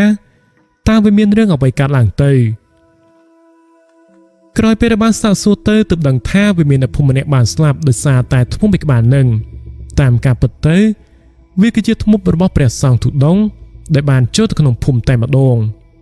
នៅម៉ោងប្រហែលជា11យប់នៅគណៈពេលដែលអ្នកភូមិកំពុងតែជួបជុំគ្នាផឹកស៊ីចំនួន5នាក់នឹងអ្នកភូមិប្រុសផឹកស៊ីហើយពួកគាត់ក៏មិនទាន់បានចូលទៅសម្រាកនោះទេនៅពេលហ្នឹងវាក៏មានអ្នកភូមិម្នាក់ទៀតដែលមានឈ្មោះថាអុននៅពេលនោះគាត់ក៏មានអាការៈឈឺនោមគាត់ក៏បានដើរទៅនោមនៅក្បែរនឹងដើមដូងមួយដើមនៅគណៈពេលហ្នឹងវាក៏ស្រាប់តែមានអ្វីមួយយ៉ាងបានរត់ចុះមកចាប់យកគាត់ហើយក៏បានស្ទុះចេញទៅយ៉ាងលឿនរហ័សពួកគាត់ទាំង4នាក់នោះក៏បានកលេចទៅឃើញហើយក៏បានស្រែកឆោឡោប៉ុន្តែពួកគាត់ជួយអ្វីមិនទាន់នោះទេនៅពេលនោះធ្មប់មួយក្បាលនឹងវាក៏បានចាប់យកគ្នារបស់គាត់ហើយក៏បានរត់ចូលទៅក្នុងព្រៃបាត់ទៅឥឡូវនេះក៏មិនទាន់មានដំណឹងដែលថាគេនៅរស់ឬមួយក៏ស្លាប់ហើយនោះទេតើពួកអ្នកភូមិមានសាកសពរបស់គេនោះមកធ្វើបុណ្យដែរឬមួយក៏អត់ចំពោះរឿងនេះពួកគាត់មិនទាន់ដឹងច្បាស់នៅឡើយទេដឹងតែត្រឹមថាគេបានបាត់ខ្លួនដោយត្រូវបានធ្មប់មួយក្បាលនឹងចាប់យកទៅតែប៉ុណ្ណោះគ្រាន់តែបានស្ដាប់ឮហើយលោកមេភូមិគាត់ក៏មានការរន្ធត់ចិត្តជាខ្លាំងឥឡូវនេះអ្នកភូមិរបស់គាត់ក៏បានស្លាប់អស់ចំនួន2នាក់ទៅហើយគាត់ដឹងថាពួកគេមិនរស់នោះទេមនុស្សដែលត្រូវបានគេចាប់យកទៅនេះប្រកាសជាពួកគេមិនរស់នៅនោះឡើយពួកគេប្រកាសជានឹងត្រូវបានធ្មប់ស៊ីជាក់ជាមិនខានឡើយនៅពេលនោះលោកគ្រូកៃគាត់ក៏បាននិយាយថាអាមីក្បាលនេះវាពិតជាឆ្លាតខ្លាំងណាស់លោកមេភូមិវាឆ្លាតមែនទែនវាបាននឹងថាពួកយើងចេញទៅភូមិបឹងធំវាក៏បានត្រឡប់មកភូមិរបស់យើងនៅពេលដែលយើងនៅភូមិនេះវាក៏បានចេញទៅបង្ហាញខ្លួននៅភូមិនោះមើលទៅយប់នេះពួកយើងត្រូវតែចាត់ការវាឲ្យទាល់តែបានទៅបានបើមួយយប់វាសម្លាប់ម្នាក់ពីរនាក់បែបនេះតើធ្វើមិននឹងអាចទុកវាបានទៅហើយខ្ញុំក៏បានគិតថាពួកយើងត្រូវតែចូលទៅចាត់ការវាឲ្យដល់ក្នុងព្រៃតែម្ដងខ្ញុំនឹងចូលទៅក្នុងព្រៃជ្រៅខ្ញុំមិនអាចរងចាំយូរបានតទៅទៀតទេបើសិនជារងចាំទៀតប្រកាសណាស់វាក៏នឹងមានអ្នកភូមិស្លាប់ជាក់ជាមិនខានឡើយនៅពេលដែលបានស្ដាប់លើបែបនេះលោកមេភូមិគាត់ក៏បានឯកភាពនៅក្នុងយប់នេះគាត់ក៏បានបបួលលោកមេភូមិឲ្យចូលទៅក្នុងព្រៃគឺចូលទៅចំកណ្ដាលព្រៃជ្រៅតែម្ដងដើម្បីស្វែងរកវាលោកក្រោយមកនៅម៉ោងប្រហែលជា4ល្ងាចលោកគ្រូកៃព្រមជាមួយនឹងលោកមេភូមិពួកគាត់ក៏បានធ្វើដំណើរចូលទៅ ដោយទុកឲ្យពួកអ្នកភូមិធ្វើបុណ្យឲ្យជនរងគ្រោះដែលបានស្លាប់លោកគ្រូកៃបាននិយាយថាធ្វើបុណ្យទៅណាធ្វើបុណ្យទៅកុសលឲ្យទៅគេប្រកាសជាមិនរស់នោះទេបើសិនជាគាត់អាចរកឃើញបំណែកសាកសមចាំយកមកធ្វើបុណ្យតាមក្រោយម្ដងទៀតតែគាត់មិនមានសង្ឃឹមនោះទេលោកគ្រូកៃនិងលោកមេភូមិពួកគាត់មិនមានសង្ឃឹមនៅក្នុងការរកឃើញសាកសមនោះឡើយដូច្នេះហើយក៏ឲ្យពួកអ្នកភូមិធ្វើបុណ្យម្ដងសិនទៅចំពោះកិច្ចការនេះអ្នកភូមិក៏បានឯកភាពនៅពេលបន្តមកទៀតលោកគ្រូកៃព្រមជាមួយនឹងលោកមេភូមិពួកគាត់ក៏បានធ្វើដំណើរចូលទៅក្នុងព្រៃម្ដងទៀតពួកគាត់ទាំងពីរនាក់ក៏បានចូលទៅលុះនៅពេលដែលបានចូលទៅដល់ក៏ស្រាប់តែពួកគាត់បានប្រទះឃើញស្នាក់ស្នាមឈាមនៅពេលនោះពួកគាត់ក៏បានដើរទៅតាមស្នាក់ស្នាមឈាមនឹងយកតែម្ដងលុះនៅពេលដែលបានដើរទៅក៏ឃើញឈាមមានហូរនៅខាងលើដីរហូតពីមួយកន្លែងទៅកាន់មួយកន្លែងនៅចំពោះមុខរឿងនេះលោកមេភូមិគាត់ក៏បាននិយាយថាពួកយើងបានឃើញថាវាមានឈាមមិនបានឃើញវានោះទេលោកគ្រូតើវាបានចូលទៅដល់ទីណាបាត់ទៅនៅពេលនោះលោកគ្រូកៃគាត់ក៏បាននិយាយប្រាប់ថាវាប្រកាសជាមានទីកន្លែងលាក់ខ្លួនរបស់វាមិនដែលវារត់រហូតនោះទេនៅក្នុងពេលយប់វាក៏ប្រកាសជាមានទីកន្លែងលាក់ខ្លួនសងំរៀនមុនអាគមខ្មៅវារៀនរហូតតតែខ្លាយខ្លួនទៅជាធ្មប់ព្រៃដូច្នេះពួកយើងក៏ត្រូវតែតាមទៅរកនៅទីកន្លែងដែលវាបានលាក់ខ្លួនឲ្យតតែឃើញពួកគាត់ទាំងពីរនាក់ក៏បានធ្វើដំណើរទៅមុខតែបន្តិចទៀតតែប៉ុណ្ណោះក៏ស្រាប់តែបានទៅប្រទះឃើញជាមួយនឹងដៃមួយចំហៀងរបស់បរិមម្នាក់ដែលបានស្លាប់នឹងឯងពួកគាត់ប្រទះឃើញតែដៃតែប៉ុណ្ណោះនៅពេលនឹងលោកមេភូមិគាត់ពិតជាមានការរន្ធត់ចិត្តសង្វេគចិត្តខ្លាំងណាស់នៅពេលនោះគាត់ក៏បានសាកសួរទៅកាន់លោកគ្រូកៃវិញថាតើគួរធ្វើយ៉ាងម៉េចទៀតទៅលោកគ្រូតើពួកយើងគួរធ្វើយ៉ាងម៉េចទៀតទៅរំពេចភ្លាមនោះលោកគ្រូកៃគាត់ក៏បាននិយាយថាកប់វេទនាពួកយើងមិនអាចទុកបែបនឹងបានទេជិះរំដៅហើយក៏កប់ភ្លាមទៅនៅពេលនោះពួកគាត់ក៏បានជិះរំដៅហើយបន្ទាប់មកក៏បានកប់ដៃមួយនឹងតែម្ដងរួចហើយពួកគាត់ក៏បានធ្វើដំណើរទៅតាមស្នាក់ស្នាមឈាមនោះទៀតលុះរហូតបានទៅមុខបានបន្តិចក៏សត្វតែពួកគាត់បានប្រទះឃើញជាមួយនឹងក្បាលរបស់គេយកតែម្ដងនៅពេលបានប្រទះឃើញក្បាលរបស់ជនរងគ្រោះបែបនេះលោកមេភូមិគាត់ក៏បាននិយាយថាពុទ្ធូអើយអ្នកភូមិខ្ញុំពុទ្ធូអើយឥឡូវនេះនៅសតតែសាកសពដែលមានសភាពឡើងគួរឲ្យភ័យខ្លាចតែប៉ុណ្ណោះវាពិតជាកាយសាហាវខ្លាំងណាស់លោកគ្រូនៅគណៈពេលនោះលោកគ្រូកៃគាត់ក៏បាននិយាយចេញមកថាពួកយើងឲ្យធូបឲ្យគេទៅណាអ្នកភូមិក៏បានធ្វើបុណ្យឲ្យគេហើយ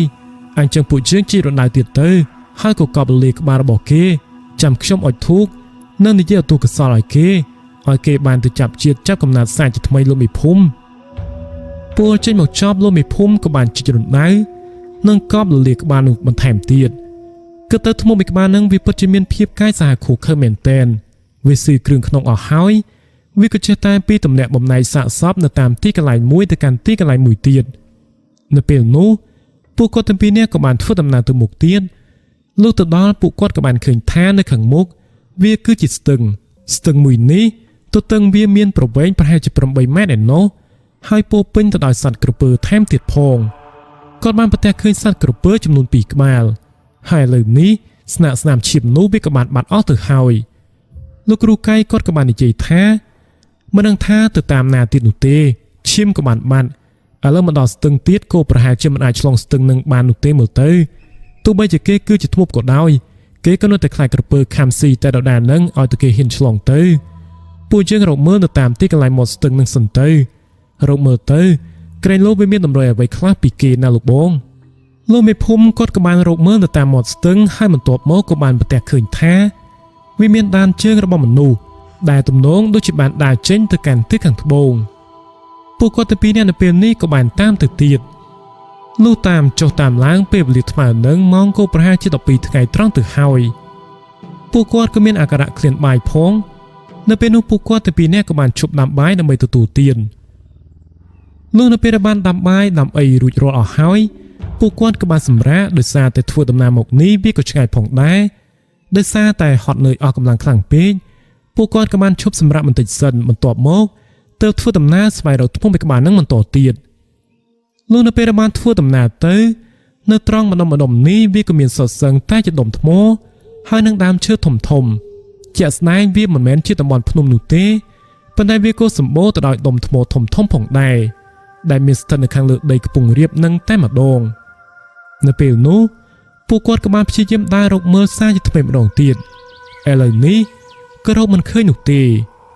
ចំណែកឯពួកគាត់ក៏មានអាការៈហត់នឿយអស់កម្លាំងខ្លាំងណាស់ដែរ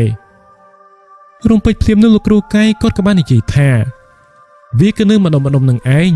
ខ្ញុំនឹងថាខ្ញុំជឿជាក់ថាអញ្ចឹងប៉ុន្តែទីកន្លែងដែលវាលាក់ខ្លួននេះពួកយើងមិនងាយនឹងរកឃើញនោះទេណាលោកមេភូមិបើសិនជាពួកយើងនៅតែរករបៀបនេះទៀតទោះរកពេញមួយជីវិតយើងទៀតក៏រកមិនឃើញនោះដែរក៏ព្រោះថាវាចេះអាគមដូច្នេះហើយទីកន្លែងដែលវាលាក់ខ្លួនវាក៏ប្រកាសជារកទីកន្លែងណាដែលពិបាកនៅក្នុងការតាមស្វែងរកពួកយើងគួរតែសម្រាប់រងចាំវាវិញទៅខ្ញុំអាចមើលថ្ងៃមើលខ្យល់ដឹងនៅក្នុងពេលជប់នេះវាប្រកាសជានឹងចេញមករកពួកយើងវិញជាក់ជាមិនខានឡើយនៅពេលដែលបានស្ដាប់លើបែបនឹងហើយលោកមេភូមិគាត់ក៏បានជឿព្រមបន្ទាប់មកពួកគាត់ក៏បានស្វែងរកទីកន្លែងសម្រាកពួកគាត់បានស្វែងរកទីកន្លែងណាដែលមានសុវត្ថិភាពអាចឲ្យពួកគាត់ការពារខ្លួនបាននៅពេលណាដែលធ្មប់ពីក្បាលនឹងវាចូលមកក៏ដូចជាឲ្យពួកគាត់អាចកម្ចាត់ទៅលើវាវិញបានពួកគាត់ទាំងពីរនាក់ក៏បានចេញទៅរកទីកន្លែងណាដែលមើលទៅមានលក្ខណៈសមស្របទីកន្លែងនោះវាស្ថិតនៅខាងលើដុំថ្មមួយ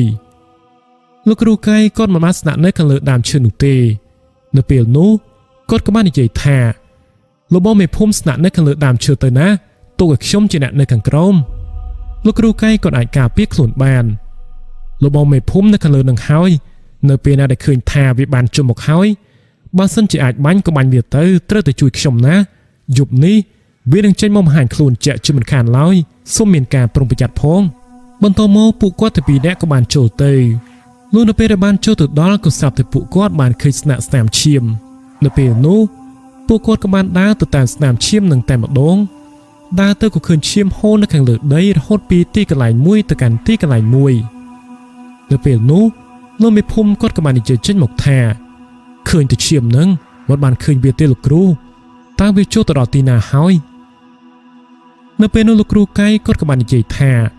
វាប្រកាសជាមានទីកន្លែងលាក់ខ្លួនរបស់វាមិនដែលវារត់រហូតនោះទេនៅក្នុងពេលយប់វាក៏ប្រកាសជាមានទីកន្លែងលាក់ខ្លួនវាបានរៀនរហូតទាល់តែខ្លាយទៅជាធ្មប់ដូច្នេះពួកយើងក៏ត្រូវតែតាមទៅរកទីកន្លែងដែលវាលាក់ខ្លួនឲ្យទាល់តែឃើញក្រោយមកពួកគាត់ក៏បានចំណាយពេលវេលាពី1ម៉ោងទៅ1ម៉ោងលុះរហូតដល់ម៉ោងប្រហែលជា6កន្លះល្ងាចនៅពេលហ្នឹងលោកគ្រូកែគាត់ក៏បានដេញឲ្យលោកមេភូមិវ៉ាន់ឡើងទៅសម្រាកនៅខាងលើដើមឈើតែម្ដងលោកមេភូមិវ៉ាន់គាត់ក៏បានសាកសួរថាតើមានរឿងអ្វីមែនទេហេតុអ្វីបានជាដេញគាត់លឿនបែបហ្នឹងនៅពេលនោះលោកគ្រូកែគាត់ក៏បាននិយាយថាវាមកហើយវាកំពុងតែស្ថិតនៅក្បែរនេះឯងវាមកហើយលោកមេភូមិឆាប់ឡើងទៅខាងលើដើមឈើទៅណាមិនអីទេលោកមេភូមិបញ្ញាប់ឡើងទៅមិនមកអង្គយូបានស្ដាប់លើបែបនេះលោកមេភូមិវ៉ាន់គាត់ក៏បានបញ្ញាប់ឡើងទៅខាងលើដើមឈើចំណែកឯលោកគ្រូកែគាត់ក៏បានត្រៀមឈើច្រត់របស់គាត់និងកំភ្លើរបស់គាត់រួចជាស្រេចពេលវេលាចេះតែកន្លងទៅប្រហែលជាកន្លះម៉ោងក្រោយមកទៀតក៏ស្រាប់តែវាមានសម្លេងនៃអ្វីម្យ៉ាងដែលកំពុងតែបញ្ជាក់ថាវាបានជន់មកហើយពន្លឺភ្លើងដែលពួកគាត់បានដុតបំភ្លឺនៅតាមជុំវិញបរិវេណទីនោះទាំង4ទិសវាក៏បានបំភ្លឺឡើងនៅពេលហ្នឹងពួកគាត់ក៏បានកលេចទៅឃើញវាមានបរិមម្នាក់ដែលកំពុងតែធ្វើដំណើរចូលមកនៅពេលដែលបានដើរមកដល់ក្បែរនឹងភ្លើងពួកគាត់ក៏អាចមើលឃើញនេះវាគឺជាធ្មប់ដែលបានកើតចេញពីព្រះសង្ឃមួយអង្គនឹងឯងនៅពេលដែលបានមកដល់ភ្លាមបរិសធ្មប់ម្នាក់នោះគេក៏បាននិយាយថាអាកៃអញមិនបានទៅធ្វើអីឯងទេកាលពីអញនៅជាអ្នកបួសអញស្រឡាញ់គ្រប់ឯងខ្លាំងណាស់ហេតុអ្វីបានជាឯងចង់ចូលមកចាត់ការយើងទៅវិញលោកគ្រូកែគាត់ក៏បាននិយាយថាខ្ញុំមិនដឹងថាគួរប្រើភាសាសង្កស័ព្ទឬមួយក៏ប្រើភាសាសាមញ្ញទៅកាន់អ្នកទេគឺព្រោះថាការពីដំបូងអ្នកគឺជាអ្នកបួសប៉ុន្តែឥឡូវនេះអ្នកក៏បានប្រែក្លាយទៅជាធ្មប់បីសាច់បាត់ទៅហើយហេតុអ្វីបានជាអ្នកមិនកែខ្លួនហេតុអ្វីបានជាអ្នកមិនកែខ្លួនហេតុអ្វីបានជាអ្នករៀនមុនវិជ្ជាអាគមរហូតដល់ខ្លួនឯងធ្លាក់ចូលទៅក្នុងសភាពបែបនេះនៅគណៈពេលនឹងធ្មប់មួយក្បាលនោះវាក៏បានតបទៅវិញថានិយាយជាមួយនឹងអញបែបណាក៏បានដែរប៉ុន្តែនៅពេលនេះអញកំពុងតែឃ្លានចំណីឯងចូលមកខ្លាចអញសម្លាប់ទេអីលោកគ្រូកែគាត់ក៏បាននិយាយឆ្លើយតបទៅវិញថាអ្នកឯងបានសម្លាប់មនុស្សអស់ជាច្រើនអ្នកមកហើយតើអ្នកឯងមានគិតទៅដល់ប្រពន្ធកូនសាច់ញាតិបងប្អូនរបស់គេដែរទេ ថាតើគេមានអារម្មណ៍យ៉ាងណានៅពេលដែលត្រូវបាត់បង់សាច់ញាតិបងប្អូនបើសិនជាពួកគេស្លាប់ដោយសារតែឧបទ្ទវហេតុមិនអីទេប៉ុន្តែគេស្លាប់ដោយសារតែឯងខំសម្លាប់យ៉ាងវេទនាបែបនេះបានស្ដាប់លើបែបនេះហើយធ្មប់មួយក្បាលនឹងវាក៏បានតបទៅវិញថាជឿមិនខ្វល់ទេឥឡូវនេះបើសិនជាឯងខ្លាំងណាស់ក៏ឆាប់ចូលមកចាត់ការយើងភ្លាមមកបើសិនជាឯងខ្លាំងមិនចាំបាច់ប្រើកំភ្លើងនោះទេនៅពេលនោះលោកគ្រូកៃគាត់ក៏មិនបានប្រើប្រាស់កំភ្លើងនោះទេគាត់បានក្រោកឈរឡើងតាំងចំហចំណែកឯលោកមេភូមិដែលកំពុងតែស្ថិតនៅខាងលើដើមឈើនឹងវិញគាត់ក៏កំពុងតែតាមសម្លឹងមើលមកកាន់លោកគ្រូកៃព្រមជាមួយនឹងធ្មប់មួយក្បាលនឹងកំពុងតែនិយាយតវ៉ាគ្នាគាត់មិនបានដឹងនោះទេថាតើលោកគ្រូកៃនឹងប្រើប្រាស់អ្វីបើសិនជាគាត់មិនប្រើកំភ្លើងនៅពេលនោះលោកគ្រូកៃគាត់ក៏បានកាន់ឈើច្រត់របស់គាត់ស្ទុះងើបឈរឡើងព្រោះពេចភ្លាមនោះលោកគ្រូកៃគាត់ក៏បាននិយាយថាឆាប់ចូលមកយើងនឹងសម្លាប់ឯងតែម្ដងចូលមកកុំឲ្យឯងដើរសម្លាប់អ្នកភូមិបន្តទៅទៀតភ្លាមនោះធ្មប់មួយក្បាលនឹងវាក៏មានអាវុធរបស់វាផងដែរនោះវាគឺជាឈើច្រត់ដែលវាបានប្រើការដែលវានៅជាប្រសង់នឹងឯងមនុស្សទាំងពីរនាក់នឹងក៏បានប្រយុទ្ធគ្នាប្រកបទៅដោយលក្ខណៈស៊ីសាច់ហត់ឈាមធ្មប់មួយក្បាលនឹងវាពិតជាពូកែនៅក្នុងការប្រើប្រាស់ក្បាច់គុណមែនតែនលោកគ្រូកៃកាលពីដំបូងក៏សឹងតែមិនអាចយកឈ្នះវាបានទៅហើយនៅគណៈពេលនោះវាក៏មានឱកាសនៅក្នុងការវាយប្រហាររហូតធ្វើលោកគ្រូកៃរបួសបន្តិចបន្តួចបន្ទាប់មកវាក៏បានធាក់ទៅត្រូវលោកគ្រូកៃឡើងពេញមួយទំហឹងរហូតបណ្ដាលឲ្យលោកគ្រូកៃក៏ខ្ទាតដួលទៅលើដីនៅគណៈពេលនោះវាក៏រៀបតែនឹងចូលទៅចាត់ការលោកគ្រូកៃទៀតប៉ុន្តែនៅពេលហ្នឹងក៏បានលោកមេភូមិដែលកំពុងតែស្ថិតនៅខាងលើថ្នះលើដើមឈើលោកមេភូមិដែលមានកំភ្លើងដ៏មានអំណាចអានុភាពដោយសារតែត្រូវបានលោកគ្រូកៃបញ្ចុះមន្តអាគមឲ្យគាត់រួចរាល់គាត់ក៏បានបាញ់ប្រហារសម្ដៅទៅកាន់រាងកាយរបស់ធ្មប់មួយក្បាលនឹងគាត់បានបាញ់ទៅត្រូវស្មារបស់វាតែម្ដងនៅពេលនោះស្របពេលនោះដែរក្រកំភ្លើងដ៏មានអំណាចអានុភាពនោះវាក៏បានធ្វើឲ្យធ្មប់មួយក្បាលនឹងដួលទៅលើដីភ្លាមតែម្ដងបន្ទាប់មកលោកគ្រូកៃដែលបានឃើញអាការល្អបែបនេះគាត់ក៏បានស្ទុះងើបឡើងមកវិញនៅខណៈពេលដែលធ្មប់នោះវាកំពុងតែមានរបួសលោកគ្រូកៃគាត់ក៏បានប្រើនៅឈើច្រត់របស់គាត់វាយឡើងពេញមួយទំហឹងវាយទៅត្រូវនៅត្រង់កញ្ចឹងករបស់វាតែម្ដងបន្ទាប់មកគាត់ក៏បានវាយជាច្រើនឈើច្រត់បន្ថែមទៅលើរាងកាយរបស់ធ្មប់មួយក្បាលនឹងរហូតធ្វើឲ្យវាត្រូវដាច់ខ្យល់ស្លាប់ភ្លាមតែម្ដងនៅគណៈពេលហ្នឹងលោកមេភូមិគាត់ក៏បានស្ទុះចុះទៅខាងក្រោមហើយក៏បានសាកសួរទៅកាន់លោកគ្រូកៃថាតើលោកគ្រូយ៉ាងម៉េចទៅហើយលោកគ្រូកាលពីពេលបាញ់មិញនេះខ្ញុំបានឃើញវាធ្វើឲ្យលោកគ្រូមានរបួសតើលោកគ្រូមិនអីទេមែនទេភ្លាមនោះលោកគ្រូកៃគាត់ក៏បានតបទៅវិញថាមិនអីទេកុំបារម្ភអំពីខ្ញុំអីឥឡូវនេះពួកយើងគួរតែធ្វើយ៉ាងម៉េចទៀតទៅគួរតែយកវាចូលទៅក្នុងភូមិដែរឬមួយក៏អត់នៅគណៈពេលនោះលោកមេភូមិគាត់ក៏បាននិយាយថាត្រូវឲ្យលោកគ្រូពួកយើងគួរតែយកវាចូលទៅក្នុងភូមិឲ្យអ្នកភូមិបានឃើញទៅអ្នកភូមិនៅមានកំហឹងគ្រាន់នឹងគេបានរំសាយកំហឹងខ្លះលោកក្រោយមកពួកគាត់ទាំងពីរនាក់ក៏បានធ្វើដំណើរទាំងយប់ដឹកនាំយកធ្មប់នឹងចូលទៅក្នុងភូមិតែម្ដងនោះនៅពេលដែលបានចូលទៅដល់អ្នកភូមិក៏ពិតជាមានការសប្បាយចិត្តខ្លាំងណាស់នៅពេលដែលបានឃើញថាលោកគ្រូកៃអាចចាត់ការទៅលើធ្មប់មួយក្បាលនឹងបានបន្ទាប់មកអ្នកភូមិក៏បានរៀបចំអុសដើម្បីដុតធ្មប់មួយក្បាលនឹងតែម្ដងប៉ុន្តែមុនពេលដែលនឹងត្រូវដុតទៅលើសាកសពរបស់ធ្មប់មួយក្បាលនឹងអ្នកខ្លះគេក៏បានទៅនោមដាក់រីឯអ្នកខ្លះទៀតគេក៏បានចូលអំបិលជុំម្ទេសអីនឹងទៅដាក់ទៅលើរាងកាយសាកសពរបស់វាដោយសារតែពួកគាត់មានការខឹងសម្បារទៅកាន់ធ្មប់មួយក្បាលនឹងខ្លាំងពេកបន្ទាប់មកពួកគាត់ក៏បានដុតកំទេចសាកសពរបស់វាចោលតែម្ដងបន្ទាប់មកអ្នកភូមិក៏បាននាំគ្នាចូលទៅសម្រាករៀងខ្លួនលុះរហូតឈានមកដល់ពេលព្រឹកឡើងលោកគ្រូកៃក៏បានសុំលាអ្នកភូមិនិងលោកមេភូមិវ៉ាន់ដើម្បីធ្វើដំណើរត្រឡប់ទៅកាន់ផ្ទះសម្បែងរបស់គាត់វិញ